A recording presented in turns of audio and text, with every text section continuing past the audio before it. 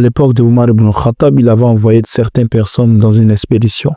Et je raconte ces récits tout simplement parce qu'il y a des personnes qui divulguent un hadith selon eux qui est authentique, qui est en réalité qui n'est pas authentique, ou qui ont mal compris le hadith. Le hadith, il dit qu'en réalité, le hadith dit celui-là qui apostasie, c'est-à-dire celui-là qui renie sa foi, celui qui dit qu'il n'est plus musulman, automatiquement, l'islam donne l'autorisation aux musulmans de le tuer. Chose qui est fausse en réalité. Ainsi, à l'époque de Omar ibn Khattab, Omar avait envoyé certaines personnes dans une expédition et à leur retour, Omar ibn Khattab a demandé, il dit comment ça s'est passé et ils ont répondu, ça s'est bien passé, mais malheureusement, il y a eu 5 ou 8 personnes qui ont apostasié, c'est-à-dire qui ont renié la foi. Et Omar ibn Khattab a demandé comment vous avez fait, comment vous avez réagi avec ces personnes. Et ces gens ont dit, on les a tués.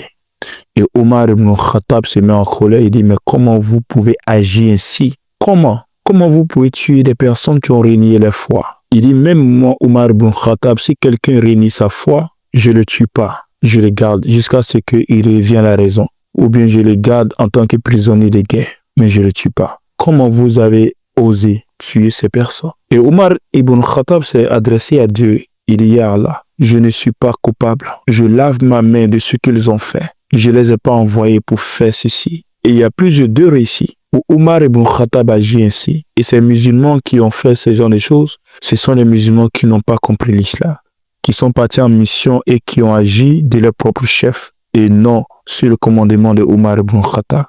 Ainsi dit que, étant musulman et que celui-là qui renie l'islam, on doit le tuer, c'est fausse.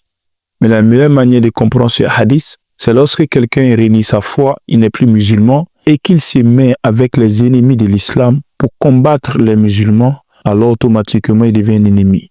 Mais pour dire que quelqu'un a renié sa foi, il décide de devenir chrétien ou juif, ou même il décide d'être athée, le musulman n'a pas le droit de toucher son sang, de toucher à sa vie. Pourquoi j'ai évoqué ce sujet? Tout simplement pour ne pas que ceux qui sont devenus musulmans ou ceux qui sont des convertis soient choqués de voir ces genres de paroles dans les sources de l'islam.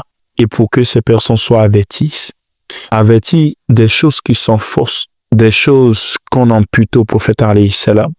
Ainsi, je vais m'arrêter ici, on se retrouve la prochaine, Inch'Allah.